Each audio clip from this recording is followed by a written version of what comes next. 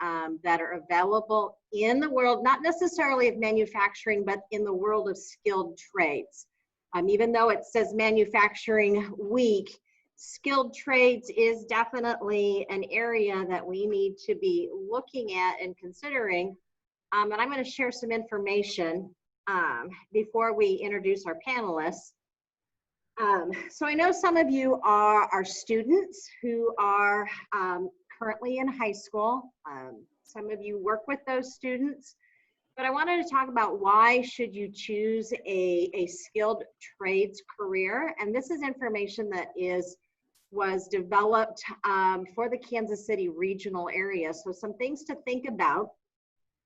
Even in the pandemic that we're in right now, there is employment growth in the area of skilled trades occupations, and that growth exceeds overall employment growth at both the regional and national levels. And if you take a look around at what's happening in the Kansas City area, because the pandemic hit doesn't necessarily mean construction stopped.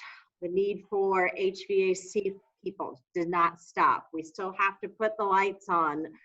Maintenance is or manufacturing is still continuing to happen. More than half of the current workforce in skilled trade occupations will need to be replaced over the next 4 years. And this presents both a challenge for employers seeking qualified talent, but it's also an opportunity for students and workers looking for good jobs out there. One of the things that is very apparent is that women are significantly underrepresented among the workers in the Kansas City area. Only 16% of the workforce in the Kansas City area are female workers. And when you look at the areas of construction, installation, maintenance, repair occupations, they're the least represented. And that's only 4% of the workforce being female. So careers in the skilled trades can lead to a kind of income that can support a family, that can live that American dream without the need to get a 4-year degree, and therefore avoiding that high student loan debt that a lot of people think about when it comes to attending and going to a traditional 4-year degree path. So those occupations in the skilled trades, you can get to those with a minimal training at like a community college, or utilizing your career centers and starting in those paths and then continuing on as you get your education. So that's why I wanted to talk today about women and those opportunities in the skilled trades. And I'm really excited about the panelists that I have today. And so what I'm going to do is I'm going to have those panelists introduce themselves and kind of where they're at, what their occupation is, kind of what their history is, and then we'll start with the questions. And I'm just going to look at my screen here. Cindy, I'm going to start with you because you're next to me on my screen. Hi, I'm Cindy Adams, and I have been a machinist for 42 years. In fact, it is my great pleasure on the eve of National Manufacturing Day to announce my retirement as of yesterday from a very lucrative standard of living with minimal education. In fact, it wasn't until 2012 that I received my associates from MCC. So as you can see, you can earn a good living for many years and survive in this world, especially during COVID. And I'll talk more about that later. I don't want to hog all the time. Okay, let's go to Jay.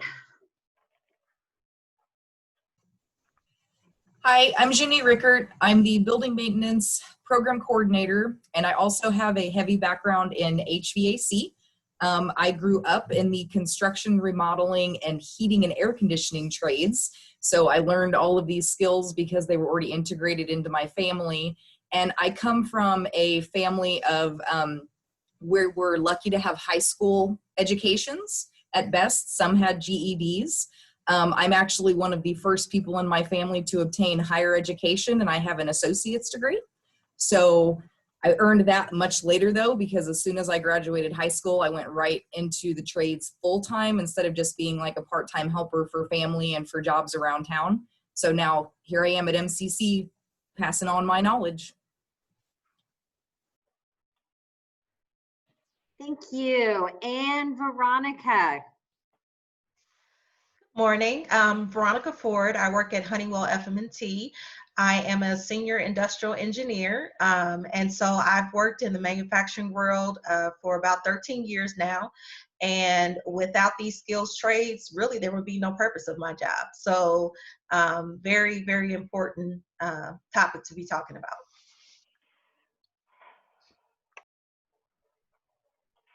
Well, thank you for being here. I do not see Susan yet jumping on, so we are going to just continue to move forward. First of all, if anybody has any questions, don't hesitate to post a question in the chat box or the chat area. I will monitor it, but what I'll do is I'll just kind of go through. I sent our panelists a group of questions to kind of start with.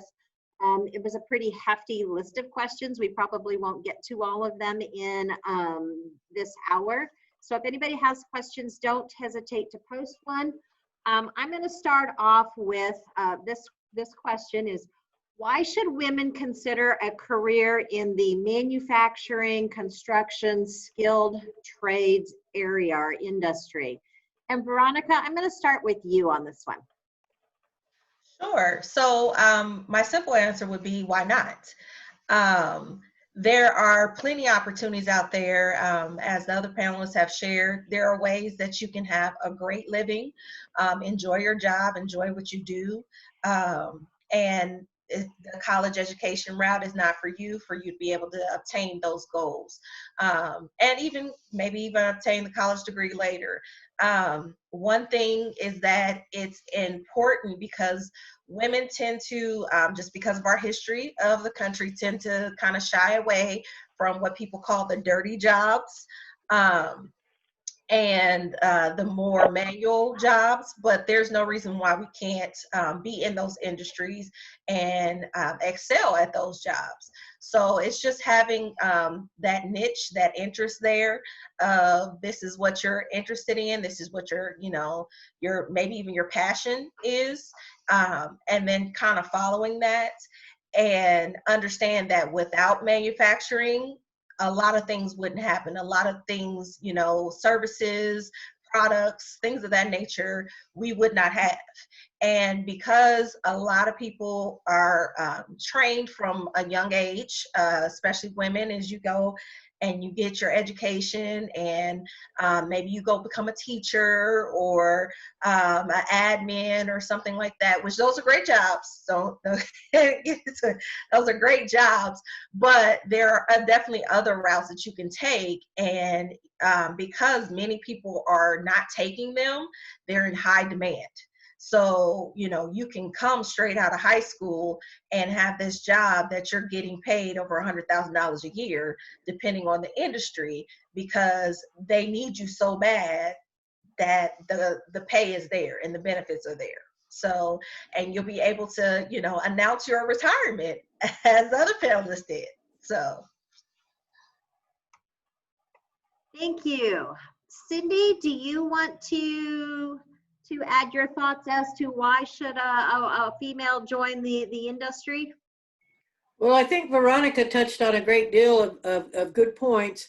I would just reiterate mostly that especially when I started in rural Nebraska, the opportunities for women were so limited that you didn't really have a lot of career paths to pick from, first of all. and certainly not ones that would pay as well as something in manufacturing did at the time, and still does, I mean, quite frankly. And so for me, when I started out, it was simply, you know, as a woman who was cognizant of the fact that she didn't want to have to rely on two incomes all of her life, or might not get the opportunity to, that that I needed to find something that was going to support me and support me well. And manufacturing certainly opened up those doors for me early on, and I found I had a passion for it. And when Veronica talked about the fact that some women shy away from the fact that it can be that manufacturing or trades can be dirty work, there are a lot of jobs in manufacturing and trades where you're not getting dirty, and you just need to look at what your skill, what your passions are more, you know, and decide from there what you'd like to do with that. Great, thank you. And Jay, what are your thoughts there on women? And I know you don't shy away from getting dirty, so. So, as was said before, why not? It's fantastic. I love what I do because there's such a variety and I don't have to do the same thing day in and day out. So one day maybe I'm doing and then another day maybe I'm doing all, or I'm putting, you know, fresh lights for somebody. So it's great because the variety is there. And women get into the trades, there's been several studies that have shown that women actually have a higher attention to detail than men do. So it kind of puts us above the rest. And if we can get more of us into the trades, we can show them how we can shine and don't necessarily have to just be the labor grunt work all the time.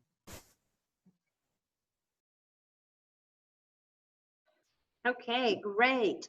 And one of the other things that I wanted to mention as I thought about this, in my opportunities as a career services coordinator, used to work for a staffing agency. I've been in and out of manufacturing facilities, and if you've not toured a manufacturing facility recently, you would be surprised. It's not necessarily that dirty work that you're thinking about. It's amazingly, some of them are just, you could eat off the floors. They're so clean and temperature controlled. And so I would just encourage any of you to take an opportunity to go explore and maybe tour some of those facilities.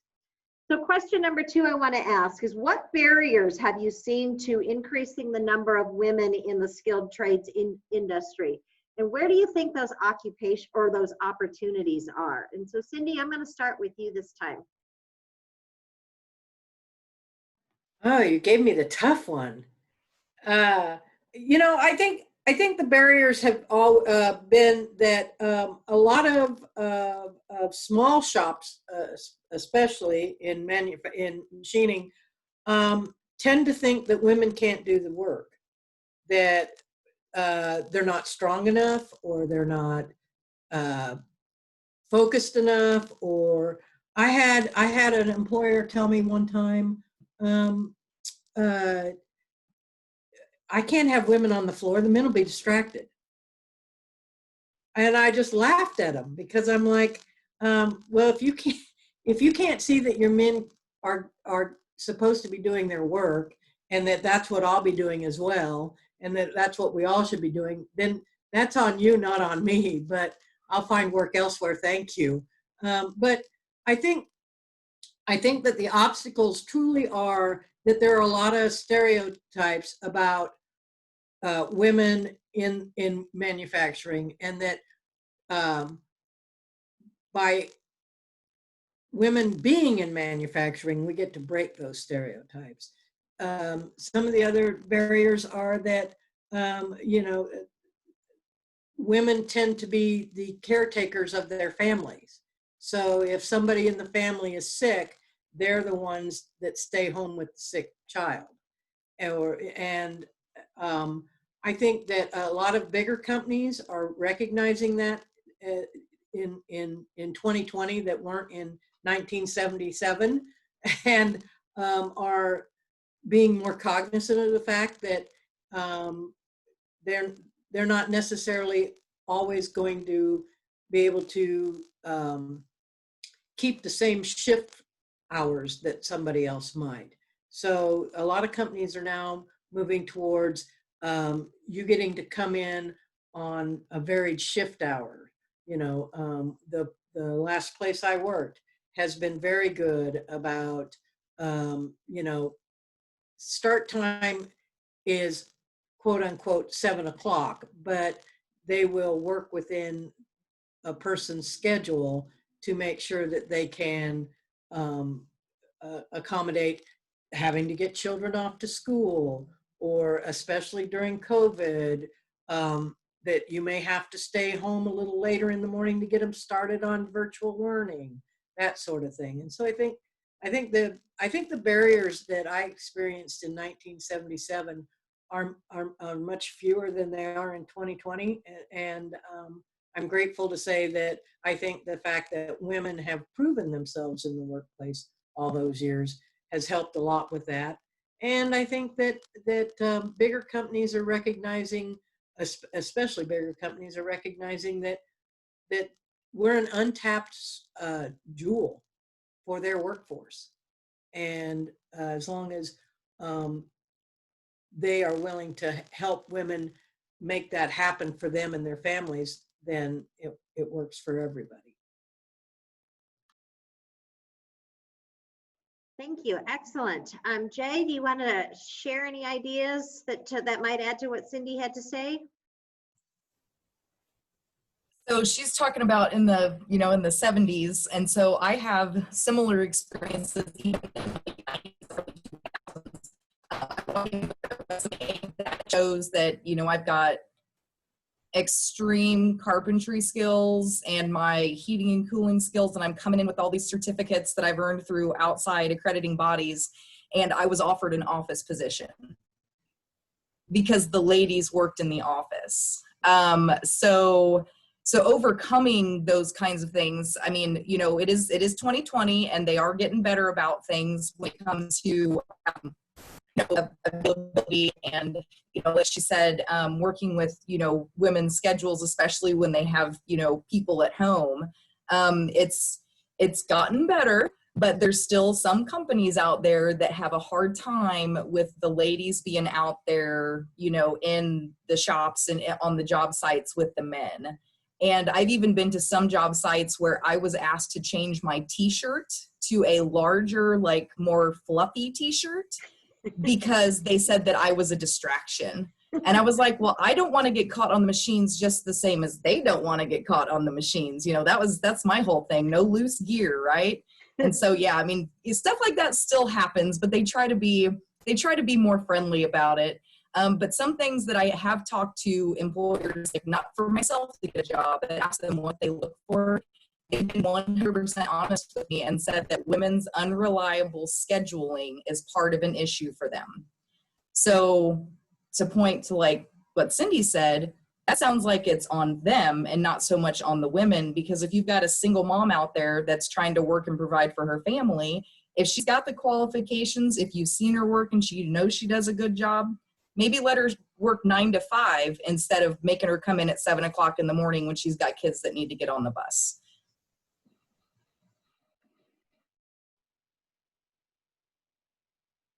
Oops. Veronica, do you have anything else that you can add to that? No, I think they covered it all. I mean, a lot of it is just those biases that are already set in people's minds of what women can and cannot do. So we just have to continue to break those barriers. Well, as we can see, as we've seen in a lot of things, breaking those barriers, you know, it's difficult, but we just got to keep pushing forward and keep making sure that employers know that women belong in those fields, those trades, just as much as anybody else. What suggestions would you give to a woman that is entering into the field of the skilled trades, any skilled trades? what word of advice would you give them? And Jay, I'm going to start with you. I would say kill them with kindness and show them that you know what you're doing. That's the biggest thing. Don't let them get you off track. Don't let them sidetrack you during the conversation. Just kill them with kindness and show them that you know what you're doing. Veronica, how about you? So yeah, I totally agree with what Jay said. Definitely kill them with kindness, because one of the other stereotypes about women is that we're super emotional and that we will react certain ways when we don't get our way or things of that nature. So making sure that you're staying in the mindset of I am at work, this is a professional setting, that helps to prove that I'm here just like you to get my job, to get my benefits, my paycheck, to make a difference. And you know, my gender shouldn't affect that. So just continually reminding them that I'm here and I can still do the work that you can. Okay, Cindy? Truthfully, I have worked in different size shops all throughout my career, and I would suggest as you start out in your career, don't start in a small shop. Start with a big company. They're going to have the resources and the protocols in place that best will protect you as a woman. When you start out in a small shop, they're not as well set up to protect women who may have a complaint about how some man on the floor is treating them or how what someone has said to you. You know, and you don't want to be a complainer because that's exactly what they expect from you. But at the same time, you want to be protected, you know. And there's still people out there that are not very professional, and that's sad to say. But I think that's the biggest thing I could say is don't start out in a small shop. I hate to have to say that because there are a lot of good small shops out there. Don't get me wrong. But to find those, if you start out in a larger shop, you get a little comfortable with what you're doing as a profession first, and then you can move on to those smaller shops and feel like you'll fit in better, I think. Well, I want to segue then just on what Cindy said there as far as fitting in. So question I want to ask is, what helped you to gain acceptance at your work? So Veronica, let's start with you.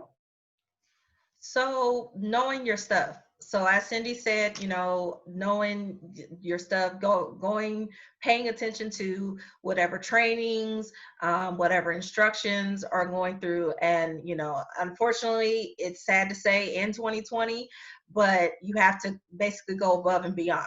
So, you know, some people may only be able to get away with the bare minimum, some men, but we have to come through and show that we can be top notch and blow expectations out of the water.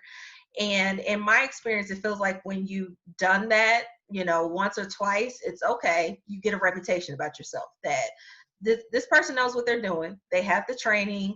They're going to follow through. So, you know, that kind of helps with that. Excellent. Jay, how about you? What helped you gain acceptance in the industry? So, because I have the heavy construction background, I'm sure if everybody just kind of thinks for just a second, they can probably figure out how construction job sites generally operate. So one of the biggest things is like Cindy said, you know, we have a reputation of being complainers because we're women. But something that I noticed that works really well is if you can get some fixed on you, and I'm not saying you gotta let everything go, but if you can get some fixed on you and learn some of those words and sayings, that's gonna kind of put you in your coworkers' eyes, it kind of puts you in a place where they're like, okay, so she's not really gonna fall for that. We're not gonna be able to burn off by saying that. So maybe we should pay attention to what she's doing. Oh my goodness, she knows how to do this job. And so it's kind of one of those like work from the inside instead of trying to work from the outside. And like she was saying about the training, like anytime there's training or additional certificates you can get, or continuing education hours, jump on all of that. Show them that you're willing to go above and beyond it, and you don't have to take the crap. It makes life a lot easier.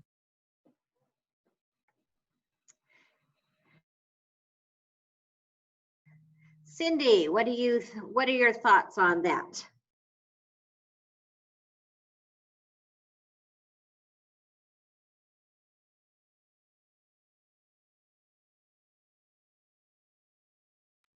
I think technology hates me.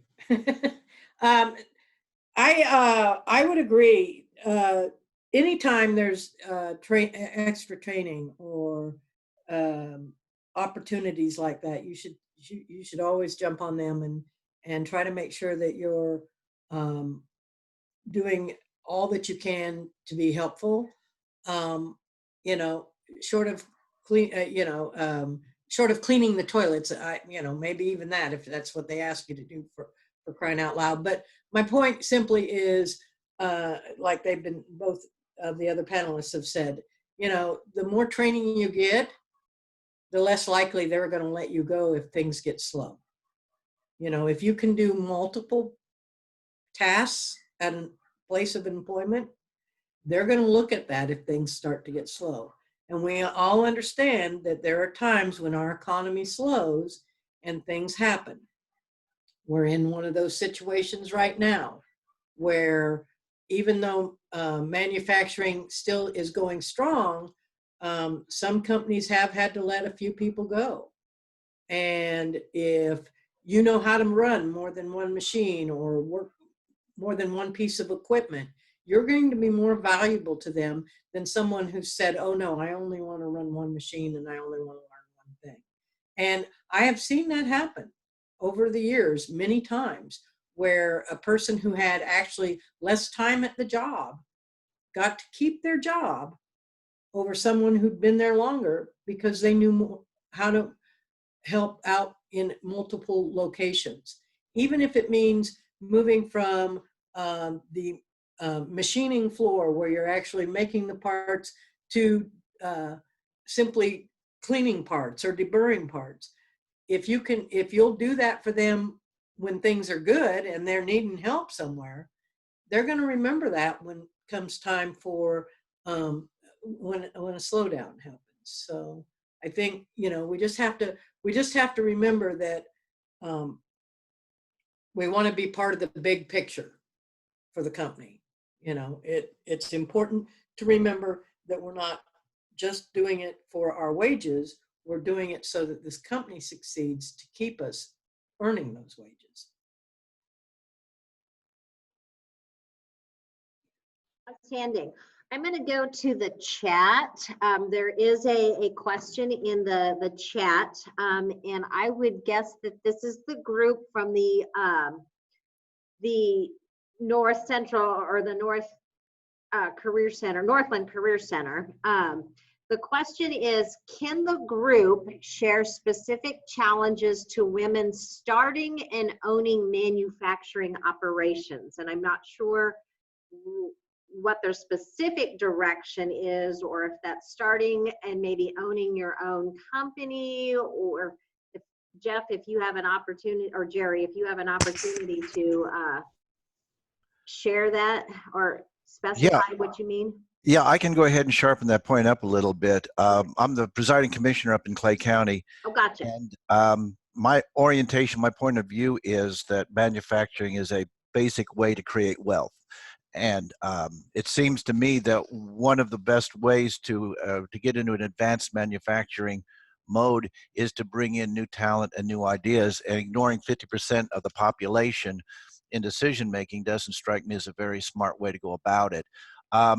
So what I'm wondering is, not everybody's going to be a Ford plant or an LMV or something like that, but there are a lot of smaller operations. And, I'm wanting to see if there are some specific things that can be done, not only through the governmental, but also through, I'm a member of the executive board of the Clay County EDC and Small Business Finance. So what I'm wondering is, how do we encourage that in a way that would be most constructive? So that I'm just looking at what those challenges are, how we might be able to address them, and probably to me most importantly, how do we make sure that those new businesses locate in Clay County?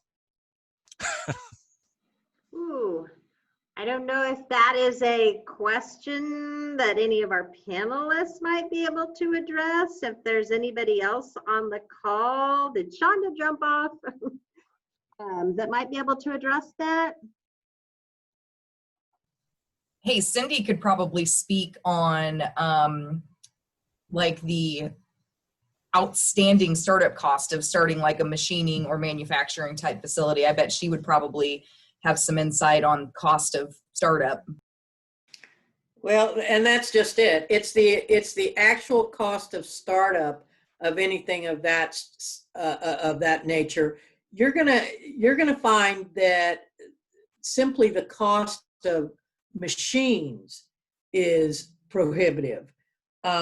You can spend, I mean, these days, millions of dollars on one machine, let alone outfitting an entire machine shop. If you're even just talking used manual lathes or mills, you're talking tens and twenties of thousands of dollars for one or two.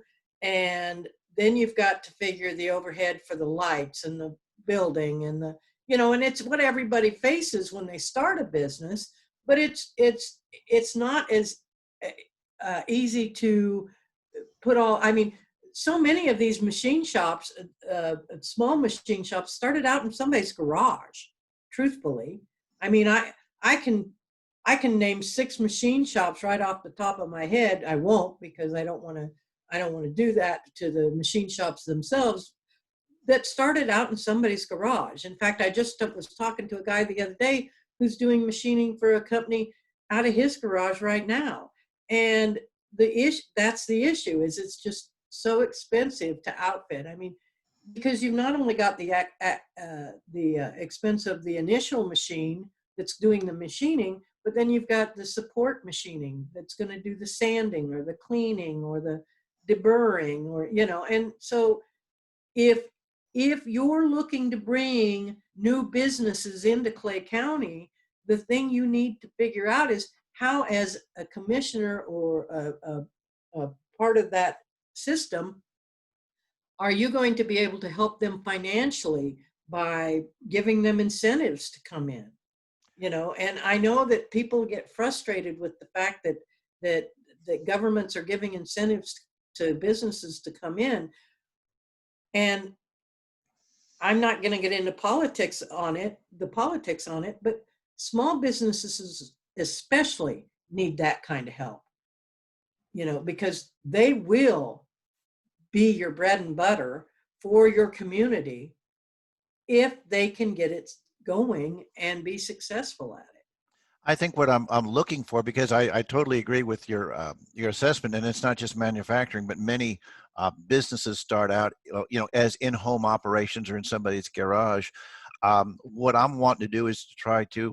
Cerner started out in a similar way. I'm looking to see how we encourage, so that it's not so much governmental incentives, although that's obviously something to be considered, but it's more making sure that we set a good place for businesses, a conducive atmosphere, a conducive environment that will allow them to grow and flourish. And it is sort of specific to women because that's the topic today, but it is the broader issue. But where I was going with that was, are there the challenges that there are to women who are trying to make that jump from their garage to say a 3-person shop, as opposed to the traditional male run operation. So that's kind of where I'm looking to go, is how do we make the atmosphere more conducive? And my goal in part is to get the different entities working together, the government, the economic development groups, and the finance groups, to where we can um, give a sort of a united front and support, not necessarily incentives, although that is there, but just making it to where, if somebody's thinking of, I think I can make this jump to the next level, where do I make it? And I want to make sure that we are as open and friendly as possible. Jerry, that's probably a topic that's a little bit astray from our topic at hand, but it's maybe something that that we can continue some other time. But I wanna finish up by asking a couple of questions, and then make sure our other participants might have some other questions specific to women in skilled trades. So my next question is, how do you personally get the word out so that women can gain interest in non-traditional occupations? How do we have such a low percentage of women going into this skilled trades? How do we get the word out to women? Veronica, what do you think? Well, one way would be for those of us who are in that industry to become advocates for it. So going back and speaking on panels like this, or going to high schools or even middle schools, and speaking to people about the opportunities. As I think you mentioned earlier, that when people think of manufacturing, they think of oil everywhere and, machines churning and things of that nature. And it's not the manufacturing of the 1950s anymore. So understanding that the technology has changed a lot, and technology is definitely a big part of manufacturing, but the people having the knowledge behind the technology is definitely what's needed. So to have that expertise, so, as Cindy said, you're invaluable, that they, need you because you're the person that can do 4 or 5 different things, or you're the one that specializes in this one thing. So kind of finding your niche and just sharing that information and letting yourself be seen. So even if it's you do have kids, or you're the single mom or whatever, going to their school and saying, I work in manufacturing, I have this, there's nothing wrong with wearing a hard hat and steel-toe boots every day. Not a problem. You can wear your cutesy stuff later, but not a problem with that at all. So just kind of sharing that, it's definitely not maybe what people think it is. And to your point, having tours of different manufacturing sites, and how NCC is doing, having machine shops where people can come and see and look at how things are ran, or, how these machines are used, or what is the actual specialization that I need for this particular job. So just sharing that information, and letting them know that, college is definitely, and, 4-year PhD, etc., is definitely an option, but here's another option that you can look into. So showing them everything that is available to them.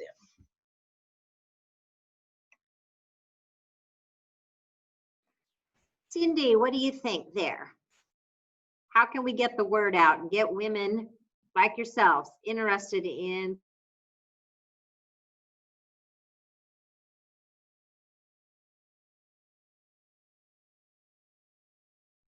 Cindy, you're still muted. Dang it. I'm telling you, technology is going to kill me today.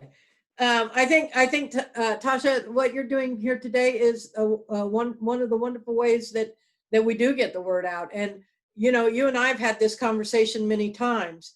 Anytime that you would like me to go into a school or talk to a group of people, I'm always happy to give my voice to further it. I find no greater joy in life, truthfully, than being able to step up to a machine, turn it on, put a piece of material into the chuck, and see those chips fly. And it's soothing to me to actually have that happen. If I've had a stressful moment, one of the fun things for me to do is just step up to a machine, put a piece of scrap metal in it, and just hit it for a couple of minutes with that tool so that I've got some chips flying, and feel the the satisfaction of knowing that I can do anything I set my mind to with that piece of material, given the opportunity. And it's that kind of joy that I want other women to experience from that. I mean, there's truly some instant gratification from machining materials. You take a blueprint, you look at the blueprint, you take your material, you load it into a machine, and within the allotted amount of time it takes to machine it, you can have a finished product. And I don't know about anybody else, but you know, you don't get that kind of gratification dusting. At least I don't. I mean, so other people might, but it's not me. So, you know, that's the sort of thing that I love about it. It's why I want to get the word out. It's why I talk about it constantly whenever I'm around a young group of women.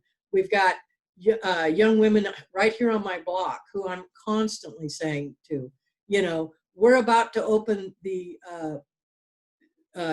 Manufacturing Institute at 2900 Troost, and we live within blocks of that. I want to get you over there so that you can see what a career in machining or welding or whatever can give you, and the gratification that comes from that kind of career. So I could talk about it all day long. I won't. To me, it just kind of sounds like, I'll use that 1970s, girls go into home economics and you want to bake and cook and sew. Well, this is where you can still utilize that creative nature, that creative passion that you have. Instead of sewing an apron, you're machining a part, or you're building a house, or you're putting in an HVAC system, or you're designing some equipment. It's really the same thing. Jay, what are your thoughts? How do we get the word out? So pre-COVID, it used to be the best way I got the word out was I was in people's homes every day. And generally I was dealing with stay-at-home moms, or I was dealing with somebody that was there to let me in. And so now the new way to get into people's homes is this right here, like this. This is how we get into people's homes. We've got people that are at home right now and we're all communicating. So, I mean, we could do, you know, things like this where we set up a camera in the shops, like Cindy was saying, like showing them, you know, it's like if they don't feel comfortable coming to an event, and I know some places still can't have them, you know, like definitely setting up a GoPro and just like doing like a short demonstration on something would be super cool. And it could just be like a live webinar or something. And that would be a super easy thing to do. It doesn't take a lot of time. We just send the word out, and those that join. And if not, we record it and be like, hey, check out this thing we did last week. So I think something like that would be pretty cool. Ooh, I really like that idea. Now I've got some wheels spinning of some series that we could potentially do.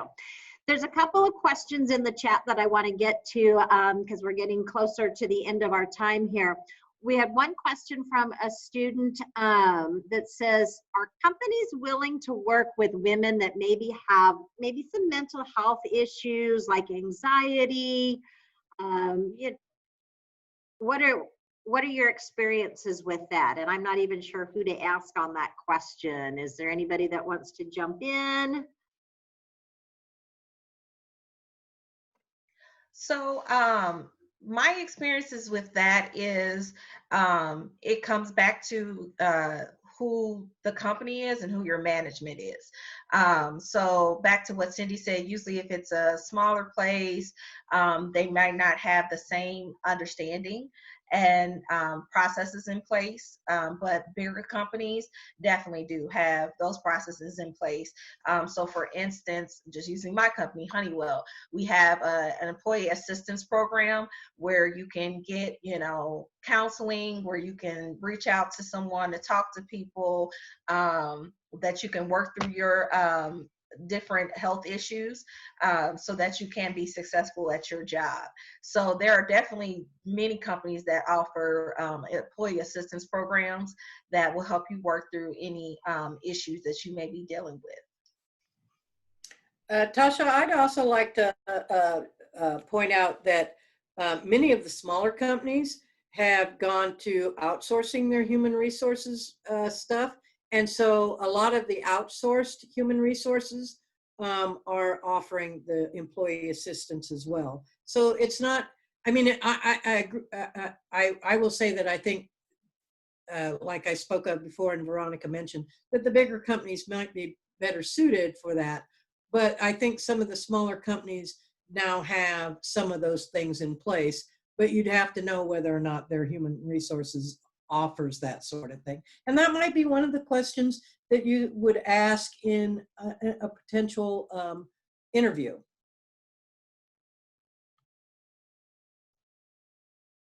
So one other question that that was posed in the chat, during the pandemic, we shut down, a new emphasis was placed on essential versus non-essential occupations. How can women take hold of this idea of essential versus non-essential and leverage this opportunity? Jay, do you want to start with that? So I will just say that during this pandemic, when they shut the college down, I was still teaching my college students online, and I had at least 4 to 5 little jobs during the day of going into people's homes and doing small remodels, working on their air conditioners or furnaces, whatever. So for ladies that were in jobs that were the desk jobs, or for ladies that were the in the office type jobs, and when they shut everything down, they didn't need them anymore. This pandemic was a fantastic time for them to seek alternative training, seek alternative jobs. And there was so many people during the pandemic that felt so unsafe being out in the public that a lot of employers lost a lot of their employees. They quit because of the pandemic. I know of several employers right now that are just struggling so hard to try to get people that are comfortable with the procedures that we have in place, the safety procedures and the social distancing. If you will come in and social distance, they will train you, they will teach you, they will send you to training. They just need you to come to work for them. So this is a fantastic opportunity for anybody that's been displaced, or for anybody that's thinking about making that career move because maybe the work from home thing isn't really their thing, and they want to get back out there and get their hands in it and learn something new. Veronica, what do you think? So yeah, I agree with Jay. For us, they wanted it business as usual. They put, safety practices in place and social distancing and mask and, all those things to protect yourself and protect your coworkers, but the need was still there. Schedule still had to be met. Products still had to get out the door. So it was a great time, as she said, to point out how those jobs are needed. When everyone went crazy over toilet tissue, it was manufacturing that needed to step up to make more. So it just pointed out that, as far as essentials, the jobs that you probably, or people might have stereotyped as non-essential, really are very essential, and that companies had to quickly think on their feet because, of course, nobody was prepared for a pandemic, but, to think on their feet of, well, how can we work through this? How can we make our employees feel safe? And, to her point, the ones who said, I choose not to do this. Okay, well, how can we backfill for them because that need is still there? So, that I think if nothing else, the toilet tissue pandemic should have taught a lot of people things. Well, and it really wasn't even just toilet tissue. You got to think about even the ventilators. Those ventilators had to be fixed someplace. So somebody Yep. had to turn on a dime and start producing ventilators. And some of those were those car places that instead of making car parts, we shifted gears and did something else. So that whole idea. Cindy, do you want to add to that? Well, I think that, we have to remember that just because COVID happened, it doesn't mean that that life doesn't go on.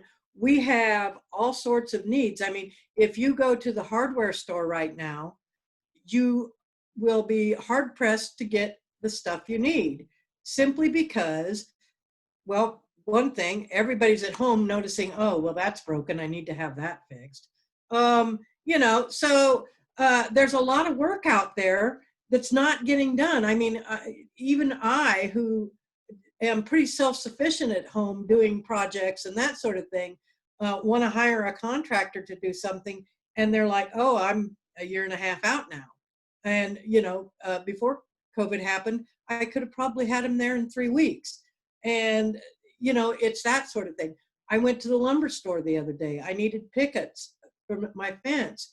They don't have any pickets for privacy fence, for crying out loud. How is that even possible? But that's the sort of thing that you're facing.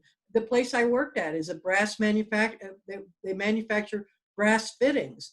And we're pumping out brass fittings as fast as we can put them out. And we're still not, you know, keeping up with demand. Who'd have thought brass fittings would become a crisis? But apparently they have. So, you know, it's that sort of thing that when you hear of those sorts of things, you think, what? I mean, I thought the toilet paper thing was crazy anyway, but then there was the water shortage, and then there was the sanitizer shortage, and then there was the mask shortage and the ventilator shortage. So all of these shortages have created demand for workers in places that didn't necessarily have that demand before. And I think we're going to see that demand continues even once we do get a vaccine and things start to go back to quote unquote normal, because these employers are going to figure out that it's good for them to keep these people in place and keep manufacturing and the trades alive. Excellent, excellent. Well, we are about out of time, and so I'm going to wrap this up. If anybody else has any last minute questions, I see people have been jumping off. But I want to say, ladies, thank you. Thank you so much. I found this to be very, very beneficial. Honestly, we could sit and talk. Cindy, I've talked to you so long that, you know, I love talking about this. I love sharing these opportunities. So it would be, I would love to be able to do this again. Oh, there is one more question in the chat. It says, for individuals who might be interested in exploring potential careers in the trades, do you find that employers are open to allowing students to observe on the job sites? What's your experience? Jay's shaking her head, Cindy's shaking her head, Veronica is. So yeah,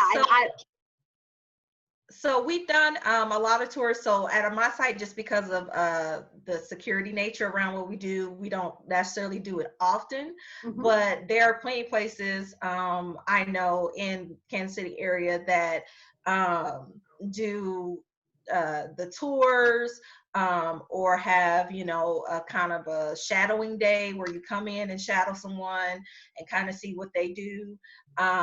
So those opportunities are definitely out there. Okay, well, and I know working with industries in the Northland with the NEBA organization, they're always doing offering lots of tours to try and get people involved. So again, I want to wrap this up by saying thank you to Cindy and Veronica and Jay. You were very inspirational. I think everybody benefited a lot by your words of wisdom and your advice, and so I just appreciate you being here. So happy National Manufacturing Day. I'm going to say Skilled Trades Day, and let's try and continue to encourage more and more women to follow you in your footsteps. And Cindy, congratulations on your retirement. Yay. Thank you so much for that. All right, Shonda, do you want to say anything? Shonda is our apprenticeship director. She's all knowledgeable about manufacturing. I know nothing, and you just put me on the hot spot. Thanks for that.